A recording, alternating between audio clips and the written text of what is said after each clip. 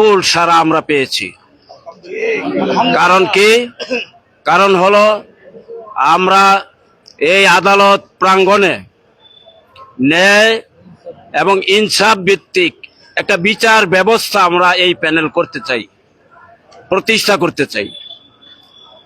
এবং আইনজীবীরা যে একটা মর্যাদাপূর্ণ পেশা, এদের নির্বাচনটাও হবে সেই মর্যাদাপূর্ণ। আমরা যে সমস্ত কথাগুলি শুনতেছি এগুলি আপনাদের কাছে বলাটা আমাদের জন্য লজ্জাস্কর। এগুলি যাতে না হয়, আমাদের আইনজীবী ভাইয়েরা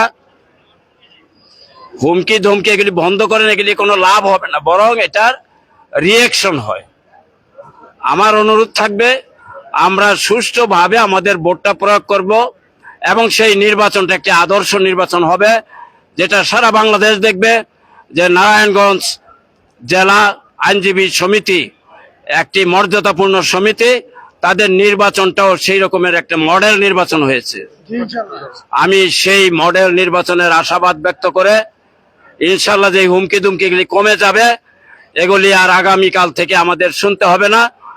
আমরা সামনে কিভাবে আমাদের এই আইনজীবী সমিতির উন্নয়ন করব, আমরা শুধু সেই ব্যাপারে আমি আশা করি বক্তব্য রাখব। সবাইকে ধন্যবাদ জানিয়ে, সাংবাদিক বন্ধুগণ আপনারা পরিশ্রম করেছেন, দীর্ঘদিন সময় আমাদের জন্য অপেক্ষা করেছেন, সবাইকে ধন্যবাদ জানিয়ে আমার বক্তব্য শেষ করছি। আসসালামু আলাইকুম।